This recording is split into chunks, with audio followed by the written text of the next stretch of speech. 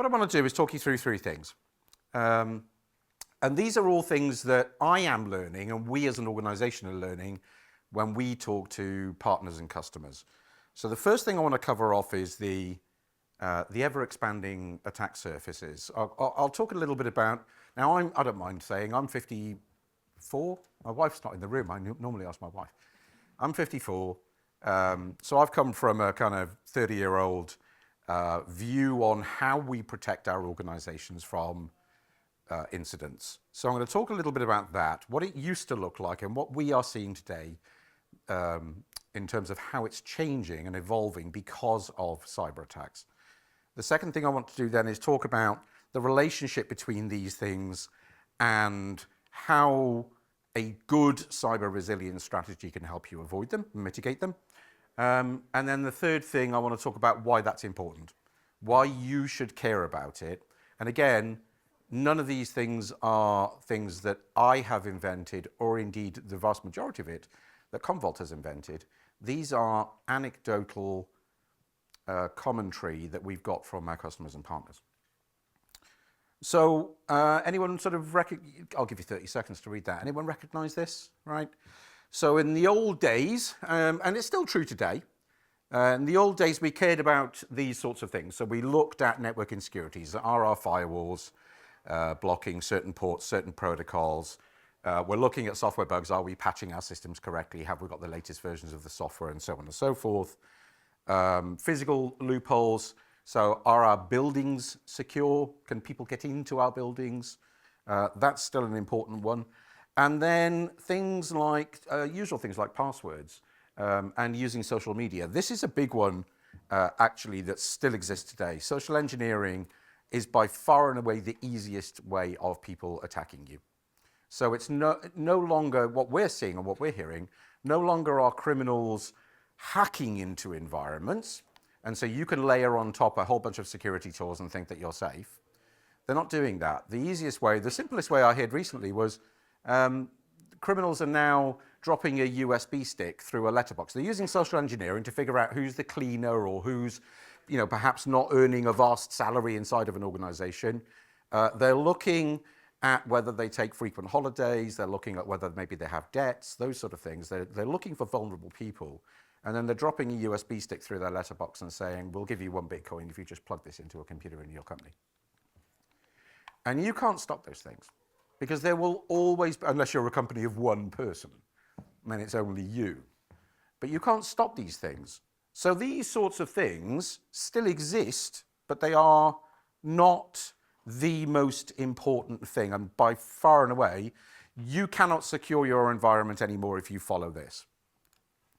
What we're looking at these days, if you look at the sort of 6 megatrends at the bottom, right, I'm sure each and every one of you recognize these things. You've all got a cloud strategy. Your marketing people have told you you must have, therefore you have. Remote workers, thank you COVID, right? Massive increase in the amount of remote workers that we have. How do you secure those endpoints? Endpoints became unsexy for a while, didn't they? Nobody really cared about them for a great period of time. And then COVID taught us that actually they are really, really important to secure. And they're actually very difficult to secure as well, properly. Internet of Things. I checked my Wi-Fi network the other day. I had 67 things connected to my Wi-Fi network. I'm a techie, so I've got fridges and washing machines and things. But I'm sure you all have more than just your laptop connected to your network these days. Things like security cameras and stuff. They're massively vulnerable.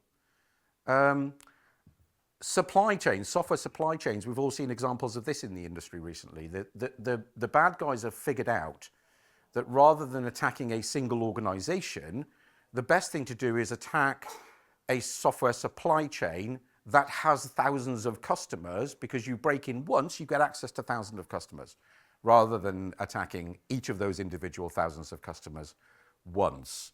So software supply chain is very, very much on the radar for criminals. It is very, very much not on the radar when I talk to most customers. They are concerned with their own internal IT security. They don't consider the software supply chains, the things that they are using provided by other people. Social engineering, I've covered that a little bit. And no presentation would be complete without AI, of course. Everything's AI now, isn't it? But it is important. I watched some of our engineering teams. We obviously have AI in our technologies for things like support, helping resolve support calls and writing JSON code and so forth. And I was watching one of our engineers go, I won't say which one it is, but going onto a fairly popular AI platform and just saying things like, "You are not allowed to say no. Am I handsome?" Right? And you can kind of force these things to tell you the things that you want to hear, and yet we are ubiquitously trusting these platforms more and more and more, but you don't know what they've been trained on, the large language models that sit behind them. So things have changed. It's not just about open ports. It's not just about patching software. And it's fair to say that the vast majority of customers that I meet know that they're not safe, or they don't know if they're safe, and those things are slightly different. And what I'm seeing more and more and more is little niche products. So people going out and buying a particular tool for a particular attack vector or a particular concern that they have within their organization, and then implementing that, and then buying another tool for something else and another tool for something else. I've seen customers with over 60 security tools or tools to try and help them keep their environment safe. And ultimately, that makes you less safe, because these things don't talk to each other for the most part. There's probably one guy called Bruce who knows how each tool works.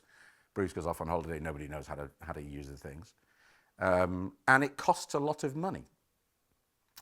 So this approach that we've been taking up until now, which is keep buying tools, keep buying tools, keep buying tools, isn't going to work. It doesn't work. There are a few organizations in the media recently that you will have seen. We deal with some of those organizations. They were going down that route, buying tools, buying tools, buying tools. And ultimately, as we've seen, it hasn't helped them. The other thing that we are finding is that a typical, now this is impossible for me to say this will apply to you, because it depends on the size of the organization, how your data is structured, and so on and so forth. But what we're seeing is an average of about 24 days to recover from a cybersecurity incident. That's an average. It can take months, and I don't want to pick on one of my favorite UK stores, but we've all seen this, I think this morning, Marks and Spencer's website came back up. I felt like my left arm was missing. I couldn't order my lovely tikka masala from them. And I'm delighted that this morning they managed to get back up and running. But it has taken them a lot more than 24 days, and they're still not there. The important parts, I'm used to the screen being here. I can't point at things. What are you seeing? You're seeing these, are you? Okay. The important parts are, I'm going to go this way because I'll fall off the stage if I do that way. This piece and this piece.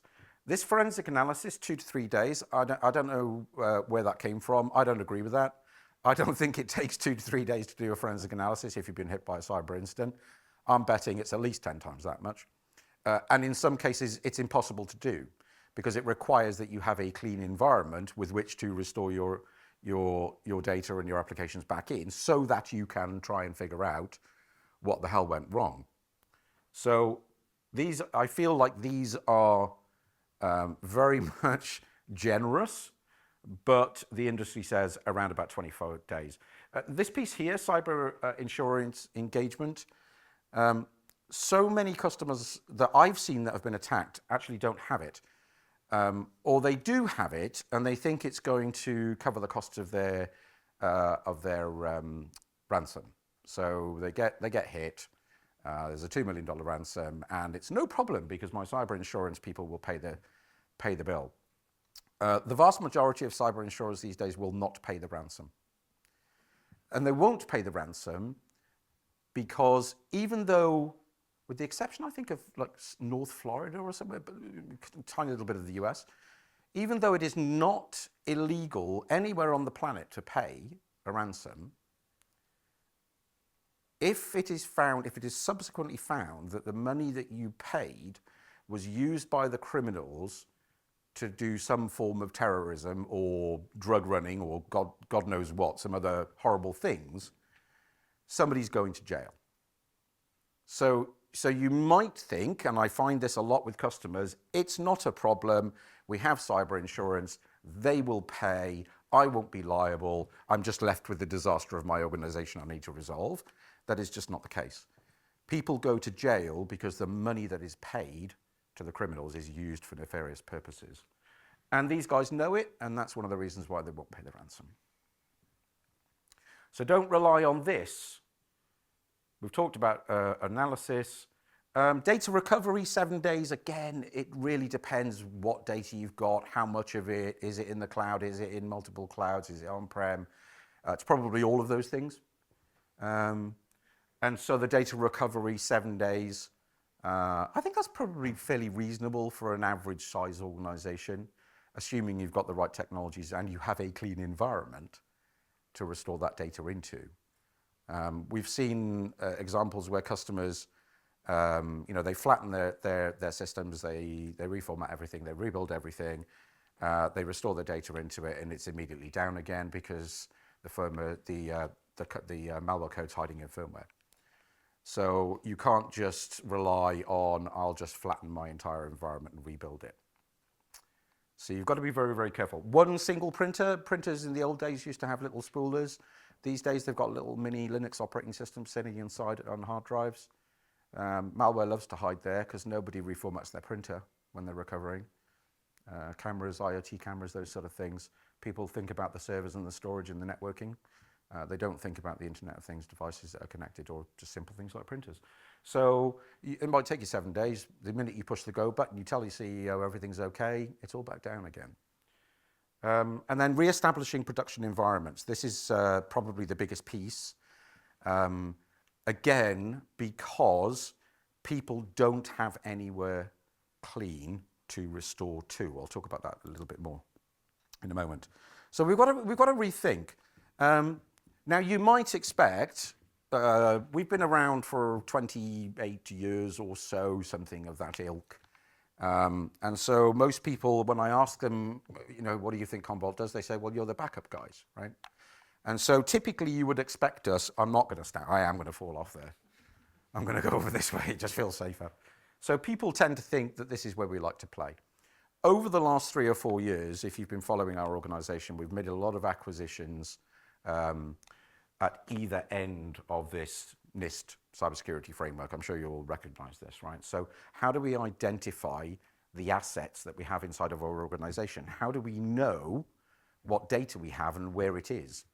I'll do a little experiment. I like to do this. Can anybody put their hand up and say you know exactly what data you've got, every byte of it, and where it is? Nope, I didn't think so. I don't at home. Never mind if I was an organization. People are blind to it. They don't know what they've got and where it is. And so if you get hit by something, how on earth are you going to recover? If you don't know when it's up and running and everything's beautiful, if you don't know what you've got and where it is, you're certainly not going to be able to recover your business. So I think it's very, very important for people to start focusing on the far left-hand side. We've all spent a lot of time and money. I've come from a world where we bought antivirus products and we bought firewalls and we bought all of these things to protect us, right? And we thought that, prevention is better than cure, right? So let's make sure the nasties don't get into our environment. So we buy lots and lots and lots of tools here to protect ourselves. But if you think about it, unless you've got a perfect setup, and I don't believe there is such a thing, then at some point you're going to get hit. The USB stick that somebody put in your employee's mailbox. Bitcoin's up today. I saw it was a record high or something. I don't know where it is, 90,000, something like that. So they get offered 1 Bitcoin. That's a lot of money to clean out, right? So these things probably aren't going to protect you unless you lock your environment down so much that people can't work. So at some point, you're going to have to recover. And I really wish, if I could wind the clock back, if I could go back to younger me and give myself some advice in terms of these things, I would say stop investing so much here. Keep doing these things. They're important. You can't not have a firewall. You can't not have antivirus. So you've got to do these things. But ultimately, when you get hit, and I use the term deliberately when, not if, when you get hit, you have to be able to recover. This is the only guaranteed way of getting your business back up and running. If you don't have this, this will not save you. Again, unless you've got a perfect setup. So I would be investing, and this is where Commvault is spending a lot of our time, investing at the either end of these cybersecurity frameworks, making sure we can help you identify what assets you have, what data you have, where it is, and guaranteeing that it can be recovered. The people that sleep well at night, mostly, that I meet, are the people who have already been hit. Once you've been through a breach and you recognize the importance of these things, and ultimately the board opens their checkbook up and starts writing blank checks to you because it costs a lot of money to be down and they don't want to have it again. Once you've bought these things and you have a plan and you test your plan regularly, that's when you will sleep well at night. And those, for those of you that are CISOs or CEOs or CXs in the room, the people that sleep well at night are the people who've done this, and generally the people who have done this are the people who've been hit. Don't be that guy, don't be that lady, don't be the person that only invests in these things after you've been hit. You'll thank me later for it. This is something that I see a lot, the CIO and the CISOs. So in most organizations that I meet, they don't talk anywhere nearly enough to each other. So the CISOs are all focused on their security tools and the CIOs focused on all of their infrastructure elements. And we've got to move away from this idea and the notion that the CIO is kind of a broker of the IT service and CISOs are, protectors of the business. If you think about things like, simple things like patching, pen testing. If I think about patching systems, the guys on the left-hand side, and that's where I've come from in my background, they are the people responsible for pushing out the patches and doing all the software updates. And in general, my experience is that they do it in a fairly haphazard way. Oh, it's Microsoft Patch Tuesday, so I'm going to roll out my Microsoft patches, right? Oh, it's Cisco Patch Thursday, I'll roll out my Cisco patches. So they kind of do them just in a sort of sequential order based on when the vendor releases their patches. And we've got to stop doing that. The people on the right-hand side, they know which, have I got 5 minutes? They know which patches are important. Good God, I'm a talker, I'm sorry. They know which patches are important. I'm going to have to race through this now, unless you all want to stay after school and spend time with me. This, really, really important, right? You speak to a CEO and say, when your systems go down, which ones are the most important ones to bring back up? And he says, I want everything and I want it immediately, right? We all know in this room that's not possible. So this concept of mapping out before you're hit, what are our acceptable risks? What are the systems I can afford to lose, my business can keep going? And which are my unacceptable risks? Which things are critical to my business so I have a minimum viable company that I can bring back up quickly, and then I can bring the other things up later. Cyber recovery is not the same as disaster recovery. I hear this all the time. Don't worry, Jace, I've got a disaster recovery plan. It's sitting on my network on my SharePoint site. Brilliant. When it gets encrypted, how are you going to use that? Actually, criminals aren't even encrypting it anymore. What they're doing is they're leaving it unencrypted, and you high five because you think, brilliant, we've got our plan. The problem is the criminal knows what your plan is. They know exactly what you're going to do to mitigate against them, and so they can dodge and swerve your plan. Don't think that if you have a disaster recovery plan, you have a cyber recovery plan. Think about mean time to clean recovery. We've all got used to mean time recovery, RPOs, RTOs. How quickly can I get my business back up and running? It's of absolutely no use whatsoever if the data you restore and the systems you restore are still infected. Plan around clean recovery. How do I get my business back cleanly? This is a slide I'm going to have to skip because I've talked too much. I don't know if you get copies of these slides afterwards. You probably do. But in here, we talk a little bit about operational recovery. Someone's deleted a file. I need to get the file back, right? Or I've made some changes to my file and I want to go back to the previous version. We've all been doing that for a long time. Disaster recovery, active, active, active, passive sites. We can fail over, fail back. Neither of these two things help you in a cyber attack because the code is still in there. You can recover as much as you like, but if you haven't got a clean environment and you don't bring it back clean, these things are utterly useless. So don't believe anyone who tells you that they're safe, or if you're telling yourself that you're safe, don't believe yourself. If you think that these things are going to do it for you, they are not. You must have a cyber resilient strategy. And at Commvault, we've kind of pillared this into 4 things: continuous security, readiness, recovery, and rebalance. I am going to have to dash through these very quickly. Continuous security. Let me give you an example. Active Directory. Full forest Active Directory recovery is critical. It's not a nice to have, you've got to have it. You'd be surprised how many companies think that they have it and they do not.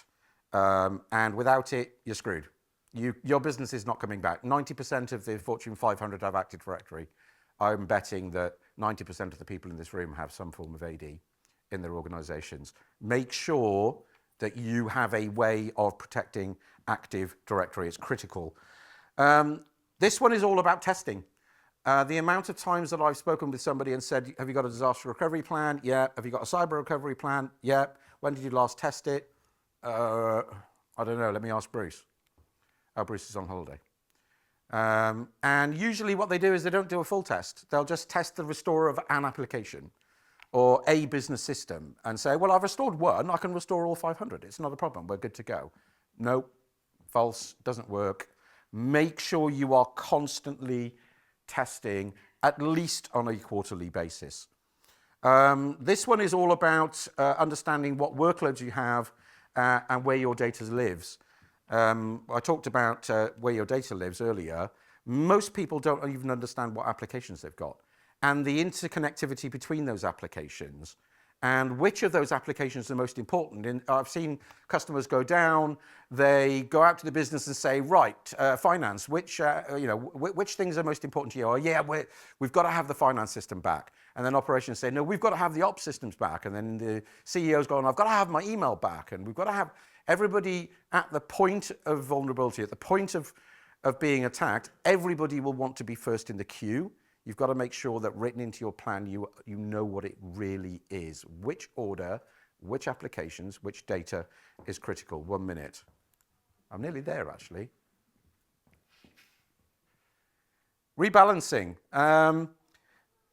So even if you're a full cloud company, so you've got no on-prem whatsoever, with the exception of laptops, and you say it's not a problem, if we get hit, I'll just restore back up into Microsoft Cloud. But what if Microsoft Cloud's not available? Do you have a plan to migrate it over into AWS? How are you going to migrate those workloads, those machines? What if you don't want to go back into the cloud because you're scared of the cloud, now you want to go back on-prem? I'm seeing more and more customers coming out of cloud, by the way, back on-prem, mainly because of cost, but also because of the complexities of cloud. But yeah, mainly because of cost. So make sure that whatever solutions you've got, whatever is in your recovery plan, make sure that it has the capability of being able to restore back into your original cloud, a different tenant, into a different cloud, back on-prem, whatever it might be. What I see is a lot of people who have cyber recovery plans and they've got specific tools that will only restore and back up back into the original location. That's of no use whatsoever if that location is compromised. So make sure you've got something that will go across all of your potential environments. The last slide, I've amazingly got there. Audit your data. Know what you have. Make sure that it is all protected. I would say I can't think of the last time I met a customer that did that properly, that actually knew what they had and was protecting it, and they were confident that they would recover it. It seems simple. Most people aren't doing it. Do this, please. Make sure you're doing this. Make sure, this is an obvious one, make sure you've got a copy of air-gapped, immutable and indelible data. If your backups are sitting on a NetApp filer down the road or in a different data center, that code has been replicated across there, it's useless. Make sure you've got a copy. Do your testing. Test. and have a plan and regularly update the plan and make sure that the key stakeholders who are involved in the plan know what the plan is. Go old school, print it out on paper, put it in a fireproof safe somewhere. You're gonna thank me for it if you get hit, trust me. If not, this happens, right? This is my last slide. My favorite supermarket. I saw on the news this morning, this is where they are. 300 million in costs so far. And they're not there yet. It's cost them 300 million and their company valuation's gone down by $1 billion. 1.3 billion by not doing those things. I feel terrible for them, I really do. I'm not picking on Marks and Spencer's. I hope everyone understands that. I love them. I was just sitting there, I said to my wife, I really hope they come back. That's it, thank you.